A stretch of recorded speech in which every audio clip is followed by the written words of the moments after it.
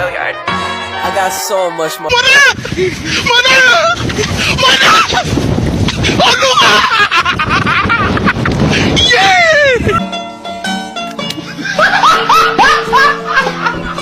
Are you ready, kids? Aye, aye, Captain! I can't hear you. Aye, aye, Captain! Oh! Fucking design on right now. Break it down, bring it back, make it clap. I got 3 old thoughts, new block, where that thing. Bitches on my line, and you know Assalamualaikum warahmatullahi wabarakatuh. Hai Sobat IPA, kami dan mahasiswa dari Universitas Negeri Padang, Fakultas Matematika dan Ilmu Pengetahuan Alam, Prodi Pendidikan IPA. Nah, di sini kami dari kelompok 3 dan untuk memenuhi tugas mata kuliah Matematika untuk IPA dengan dosen pengampu yaitu Bapak Khairil Arif, SPD MPD. Nah, baiklah, kami akan menjelaskan ada 3 pokok materi, yaitu yang pertama, materi bangun ruang oleh saya sendiri, dan yang kedua, materi liquid, dan yang ketiga, materi turunan. Baiklah, mari simak bersama-sama video kami.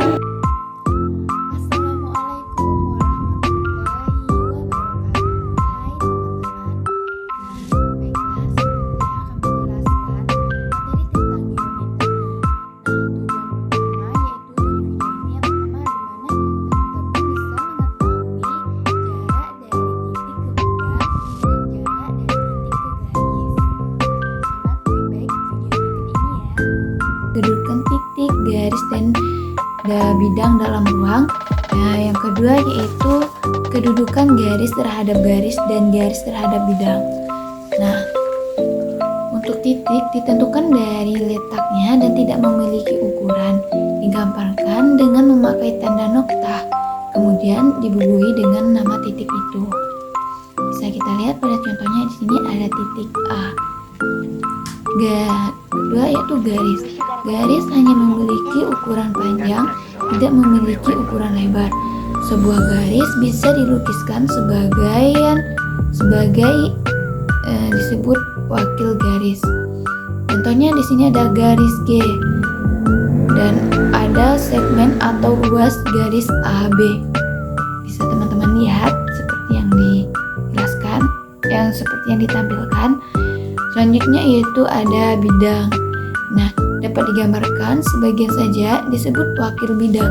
Wakil bidang memiliki panjang dan lebar yang dapat berbentuk persegi atau bujur sangkar, persegi panjang atau jajar genjang. Nah, nama wakil bidang dituliskan di daerah pojok bidang seperti ada titik A, ada pojok A, B, C, dan C, dan D. Nah, bidang terus ada yang di dalam sudut ini disebut bidang alfa. Selanjutnya yaitu kedudukan titik terhadap garis dan titik terhadap bidang. Nah, kedudukan titik terhadap garis yaitu titik yang pertama yaitu adanya titik terletak pada garis. Seperti bisa teman-teman lihat di sini ada titik merah A yaitu dan pada garis G, di mana titik tersebut terletak di dalam garis tersebut. Nah, lalu di sini ada titik di luar garis, di mana titik tersebut tidak berada posisinya tidak berada di sepanjang garis tersebut. Seperti yang bisa teman-teman lihat, yaitu ada titik merah tersebut di luar garis. Nah, selanjutnya yaitu kedudukan titik terhadap bidang. Ada 2, yaitu titik terletak pada bidang dan titik terletak di luar bidang. Contohnya pada gambar berikut ini. Nah, di sini ada titik terhadap yang terletak di dalam bidang tersebut, di mana titik tersebut ada di dalam seperti di dalam jajar genjang. Ini di mana titik merah ini di dalam jajar genjang. Titik A. Yang selanjutnya itu titik di luar bidang, yaitu titiknya itu tidak terdapat pada bidang yang ada. Selanjutnya kedudukan garis terhadap garis dan garis terhadap bidang. Oke, Oke, selanjutnya yaitu kedudukan garis terhadap garis dan garis terhadap bidang. Kedudukan garis terhadap garis lain. Yang pertama ada dua garis berpotongan yaitu garis G dan garis H, di mana ya saling berpotongan dan saling berpotongan pada titik merah yang ada pada gambar jajar genjang. Yang kedua yaitu ada dua garis sejajar, di mana garis G dan garis H ini pada bangun jajar genjang ini yaitu sejajar. Dan yang ketiga ada dua garis berimpit. Di sini garis G dan garis H yaitu saling mengimpit satu sama lain. Yang keempat ada dua garis bersilang. Garis G menembus bidang di titik A dan titik A tidak terletak pada garis G. Nah, seperti yang bisa teman-teman lihat itu pada garis H pada titik A, garis G-nya itu garis G dan garis H tersebut saling menyilang. Nah, contoh gambar berikut diketahui kita memiliki dua bidang geometri. Nah, di mana dua bidang ini bentuknya tidak beraturan ya. Jadi kita dapat membentuk beberapa garis yang menghubungkan antara dua bidang ini. Ada beberapa garis sebagai contoh. Salah satu garisnya adalah garis dari titik A ke titik B, juga dari G1 ke titik G2. Nah, ingat karena definisi tadi adalah jarak merupakan garis terpendek. Artinya kita lihat di sini yang terpendek yang mana. Nah, sudah jelas. Dapat kita lihat bahwa garis terpendeknya yaitu adalah garis AB. Nah, maka jarak antara dua bangun ini adalah AB, panjang garis AB. Nah, sekarang kita perhatikan jarak dari titik ke garis ini secara umum. Misalkan kita memiliki sebuah titik P dan memiliki garis G. Ya, ingat kembali bahwa titik disimbolkan dengan huruf kapital dan simbol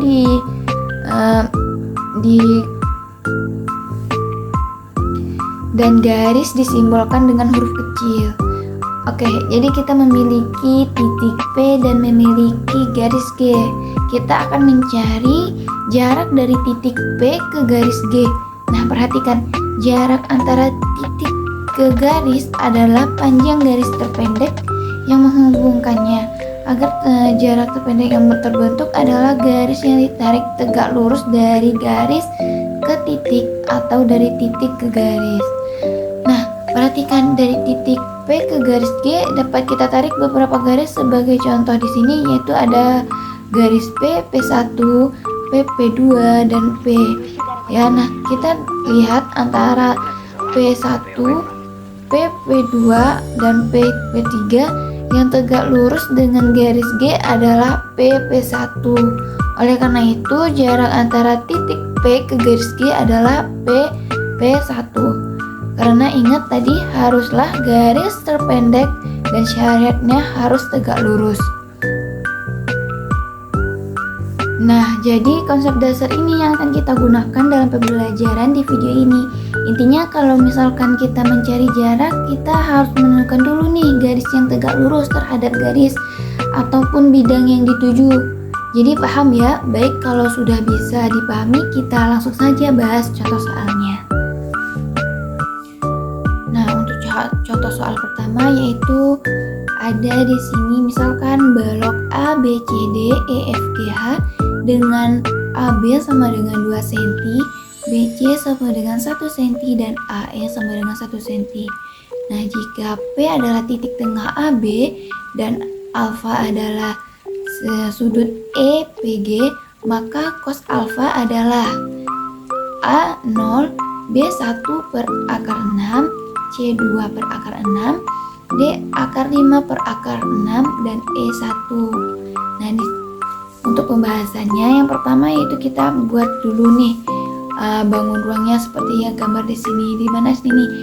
Di mana tadi jarak A ke E yaitu 1 cm, jarak A ke B yaitu 2 cm dan jarak B ke C 1 cm. Hal yang pertama yang kita lakukan yaitu mencari PC. Di sini yaitu kita buat terlebih dahulu segitiganya yaitu segitiga PBC. Nah, jarak PC sama dengan kita menggunakan teorema Pythagoras ya.